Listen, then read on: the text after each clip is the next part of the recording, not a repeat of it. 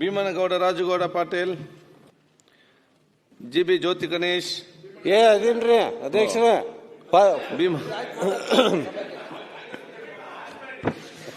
ಇದೇ first time ಮಾತಾಡಕತ್ತೀನಿ. ಮಾನ್ಯ ಅಧ್ಯಕ್ಷರು ಇದೇ ಸರ್ತಿ ಅವಕಾಶ ಕೊಟ್ಟಿದ್ದಕ್ಕೆ ತಮಗೆ ಧನ್ಯವಾದಗಳು.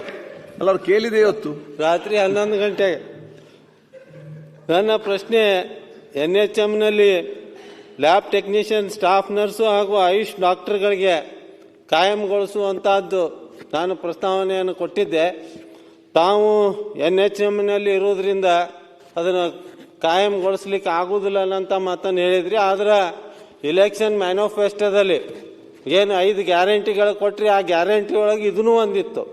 ಸನ್ಮಾನ್ಯ ಆರೋಗ್ಯ ಸಚಿವರು, ಉಪಮುಖ್ಯಮಂತ್ರಿಗಳು ಅವ್ರು ಸ್ಟ್ರೈಕ್ ಮಾಡಾಗ ಅಲ್ಲಿ ಹೋಗಿ ನಾವು ನಿಮಗೆ ಕಾಯಂಗೊಳಿಸ್ತೀವಿ ನಮ್ಮ ಸರ್ಕಾರ ಬಂದ್ರನಂತ ಮಾತನ್ನು ಹೇಳಿದ್ರು.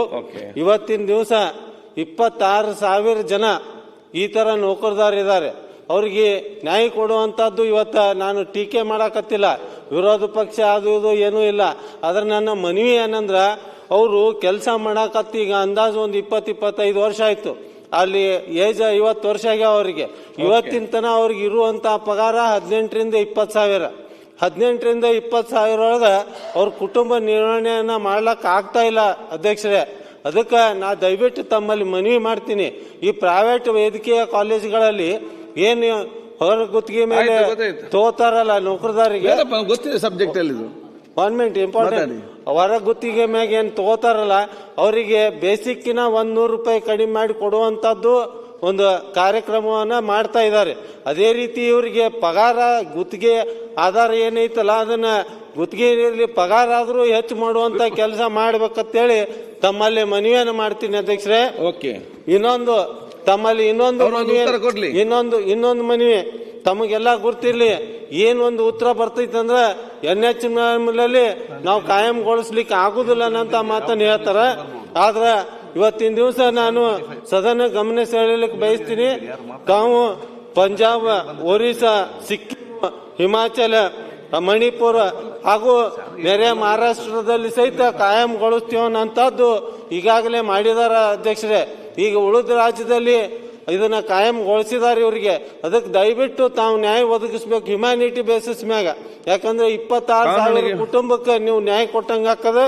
ಅದೇ ರೀತಿ ತಮ್ಮ ಇಲೆಕ್ಷನ್ ಮ್ಯಾನಿಫೆಸ್ಟೋನು ಅದು ಒಂದು ಗ್ಯಾರಂಟಿ ಈಡೇರಿಸಿದಂಗ ನಾ ಹೇಳಿಕ್ ಬಯಸ್ತೀನಿ.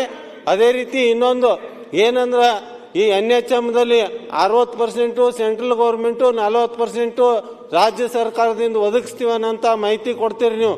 ಅದು ಎಷ್ಟು ಅನುದಾನ ಬತ್ತು ಏನನ್ನಂತ ಅದು ಮಾಹಿತಿನೂ ಸಹಿತ ನನಗೆ ಒದಗಿಸ್ಬೇಕಂತೇಳಿ ತಮ್ಮಲ್ಲಿ ವಿನಂತಿಯನ್ನು ಮಾಡ್ಲಿಕ್ಕೆ ಬಯಸ್ತೀನಿ ಅಧ್ಯಕ್ಷರೇ. 2 ವರ್ಷದ ಒಮ್ಮೆಲೆ ಕೇಳಿ. ಮಾನ್ಯ ಸಭಾಧ್ಯಕ್ಷರೇ ಕೂತ್ಕೊಳ್ಳಿ. ಆಮೇಲೆ ಮಾನ್ಯ ಸಭಾಧ್ಯಕ್ಷರೇ, ನೀವು ಕೇಳಿದ್ರೆ ಉತ್ತರ ಕೇಳಿದ್ರೆ ಹೇಳ್ಬೋದು. ಸಚಿವರೇ, ಅಧ್ಯಕ್ಷರೇ, ಸರ್ ಇನ್ನೊಂದು ಲಾಸ್ಟ್ 1 ಮಿನಿಟ್. ಅಸಲು ಬಡ್ಡಿ ಎಲ್ಲ ಈಗಾಗಲೇ ಲ್ಯಾಬ್ ಟೆಕ್ನಿಷಿಯನ್ ಪೋಸ್ಟ್ ಟೋಟಲ್ ಇರುವಂತದ್ದು 3,751. ಈಗ ವರ್ಕಿಂಗ್ ಕಾಯಂಗೊಳ್ಳದಂತ ಅದಕ್ಕೆ ಈಗ ವರ್ಕಿಂಗ್ ಇರುವಂತದ್ದು 1,383. ಆದ್ರ ವೇಕೆನ್ಸಿ ಇರುವಂತದ್ದು 1,431 ಅಧ್ಯಕ್ಷರೇ. ಈಗೇನು ಗುತ್ತಿಗೆ ಆಧಾರ ಮೇಲೆ ಅದಾರಲ್ಲ ಅವರು 1,381. ನೀವು ಅವ್ರನ್ನೇ ಕಾಯಂಗೊಳಿಸಿದ್ರ ಸರ್ಕಾರ ಒಂದು ನ್ಯಾಯ ಒದಗಿಸಿದಂಗ ಆಕೈತೇನಂತ ಮನವಿಯನ್ನು ಮಾಡುತ್ತಾ ತಾವು ಹೇಳ್ಬೇಕು. ಸದ್ಯ ಕಾಯಂ ಅಧ್ಯಕ್ಷರೇ, ತಮ್ಮಲ್ಲಿ ಒಂದು ಮನವಿಯನ್ನು ಮಾಡ್ಲಿಕ್ಕೆ ಬಯಸ್ತೀನಿ. ಈಗಾಗಲೇ ಇದು ಕೇಂದ್ರ ಸರ್ಕಾರದ ಮೇಲೆ ರಾಜ್ಯ ಸರ್ಕಾರ ಹಾಕೋದು, ರಾಜ್ಯ ಸರ್ಕಾರದ ಮೇಲೆ ಕೇಂದ್ರ ಹಾಕೋದು ಬೇಡ. ಮಾನವೀಯತೆ ದೃಷ್ಟಿಯಿಂದ ಈಗ ಉಳಿದ ರಾಜ್ಯದಲ್ಲಿ ಕಾಯಂಗೊಳಿಸಿದ್ದಾರೆ, ರಾಜ್ಯದಲ್ಲಿ ಇವ್ರನ್ನ ಕಾಯಂಗೊಳಿಸಿದ್ದಾರೆ. ಆ ರಾಜ್ಯಗಳ ಹೆಸರನ್ನು ತಮಗ ನಾನು ವ್ಯಕ್ತಪಡಿಸಿದ್ದೀನಿ. ಅದಕ್ಕೆ ತಾವು ಪುನಃ ಪರಿಶೀಲನೆ ಮಾಡಿ ಸರ್ಕಾರ ಮನಸ್ಸು ಮಾಡಿದ್ರ ಅಟ್ಲೀಸ್ಟ್ ಆ ಬೇಸಿಕ್ ಏನ್ ಸ್ಯಾಲ್ರಿಕಿನ ಕಮ್ಮಿ ಮಾಡಿ ಕೊಡುವಂತದ್ದು ಪ್ರೈವೇಟ್ನ. ಯಾಕಂದ್ರೆ 18ರಿಂದ 20 ಸಾವಿರ ಕುಟುಂಬ ಹೆಂಗೆ ನಡೆಸಬೇಕು ಹೇಳಿ. ದಯವಿಟ್ಟು ಇದನ್ನ ಪರಿಶೀಲನೆ